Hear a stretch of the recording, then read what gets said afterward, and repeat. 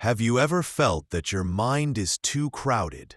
Thoughts rushing like traffic, emotions clashing like storms, worries stacking one after another. You wake up with a heavy head, you carry invisible weight all day, and when you try to sleep, your mind refuses to rest. This is the story of almost every human being today. And yet, there is an ancient wisdom, a simple truth that has the power to transform your entire life. Empty your mind. Yes, empty your mind. But what does that really mean? Is it possible to think of nothing? Why should we even attempt it? And how can it change our life, our work, our relationships, and our inner peace? In this video, we will go on a journey deep into the meaning of empty your mind. We will learn why Bruce Lee compared the mind to water. We will explore psychology, philosophy, spirituality, and real-life practices that can help you calm the storm within. So stay with me till the end, because this may not just. Part 1. The problem of a crowded mind. Our mind is like a room. Imagine a room filled with furniture, clothes, boxes, garbage, books, wires, broken toys, and endless dust. There is no space to move. You feel suffocated. That is how most of us live, inside a cluttered mind. We replay the past again and again. Regrets, mistakes, failures, heartbreaks. We worry about the future. What will happen if I fail? What if they reject me? What if I lose everything? We drown in comparisons. They are richer than me, smarter than me, more beautiful than me. We carry the voices of society. Do this, don't do that. You're not enough. Try harder, be like them. And in this noise, we lose the most important voice, the voice of our own soul. This is why emptiness is important, because only when you empty the room can you breathe, can you move, can you live. Part 2. What does empty your mind really mean? Many people misunderstand this phrase. Emptying your mind doesn't mean becoming stupid or dull. It doesn't mean having zero thoughts forever. That is impossible. It means not being a prisoner of your thoughts. It means creating space between you and your thoughts. Think of your mind like a cup. If the cup is already full of old tea, of dirt, of dust, then no fresh water can enter. In the same way, if your mind is overflowing with noise, how will you receive new wisdom, new creativity, new joy? To empty your mind is to make space for clarity. To empty your mind is to allow stillness. To empty your mind is to open the door for peace. Part 3. The wisdom of water. Bruce Lee's teaching. Bruce Lee once said, "Empty your mind. Be formless, shapeless, like water. You put water into a cup, it becomes the cup. You put water into a bottle, it becomes the bottle. Water can flow, or it can crash. Be water, my friend." This teaching is not just about martial arts. It is about life. Water has no fixed shape. It adapts, it bends, it flows, it finds its way, and yet it is powerful enough to cut through rocks and carve valleys. When your mind is empty, it becomes like water, adaptable, flexible, yet unstoppable. When your mind is too rigid, too full of opinions, too heavy with worries, you break.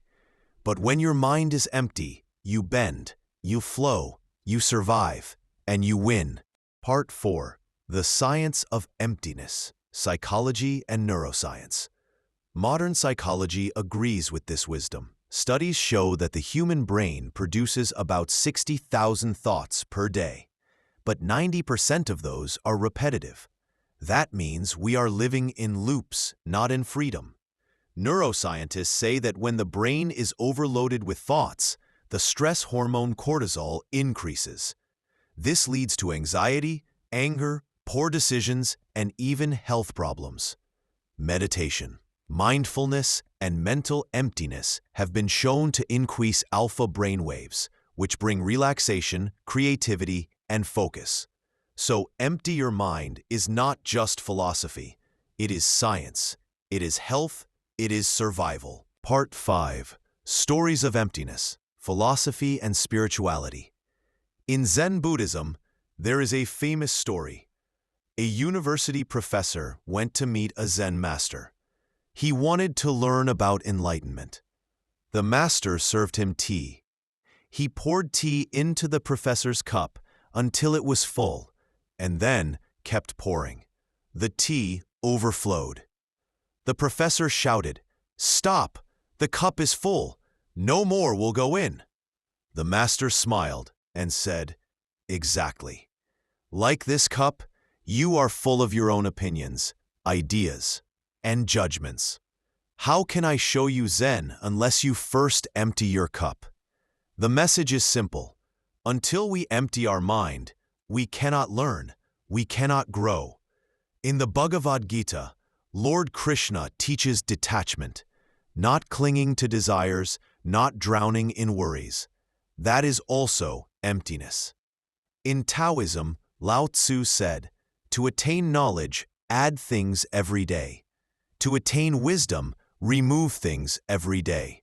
This is emptiness, removing the unnecessary until only truth remains. Part 6. The Power of an Empty Mind in Daily Life. So, how does emptiness help you in real life? 1. Clarity in decision-making. When your mind is empty, you can see things as they are, not as your fears imagine them. 2. Creativity. All great inventions, art, and ideas come from a quiet mind. An overcrowded mind cannot create. 3. Inner peace. Emptiness allows you to breathe, to rest, to heal. 4. Stronger relationships. When your mind is empty, you listen deeply. You don't react instantly with anger. You respond with understanding. 5. Resilience. Life throws challenges.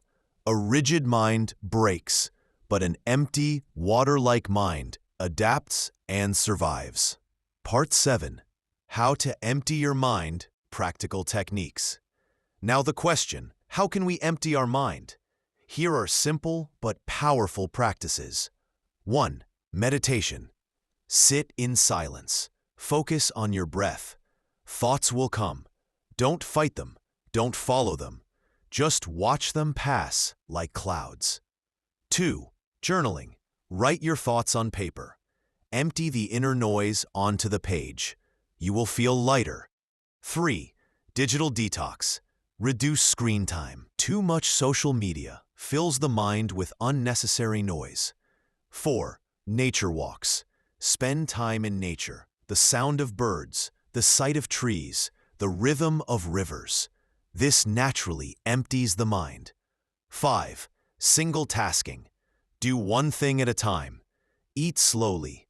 Walk mindfully. Listen fully. This brings presence. 6.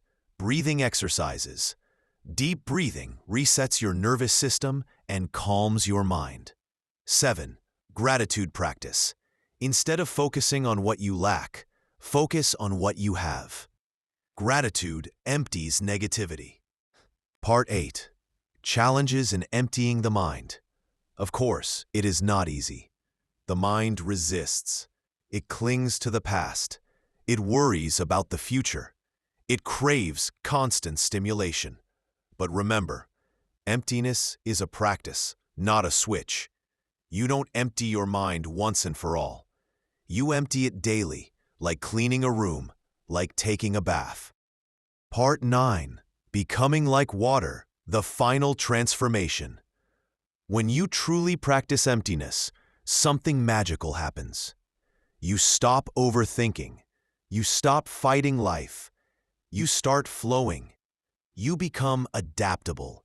You find joy in the present moment. Like water, you become soft yet strong, flexible yet powerful. And then you realize the real power is not in holding on, but in letting go. End. Peace. Closing message. So, my friend, remember this. The world will always throw noise at you. Society will always fill your mind with demands. Life will always challenge you. But you have a choice. You can carry the weight of endless thoughts, or you can breathe, let go, and empty your mind. Because only in emptiness can you discover fullness. Only in silence can you hear the truth. Only when the cup is empty can you taste fresh tea. Be water, my friend. Flow, adapt, and live with a free mind. Outro, call to action. If this message touched your heart, share it with someone who needs peace today. Subscribe for more wisdom and motivation. And remember, life is not about filling yourself with more and more. It's about emptying yourself so you can truly live.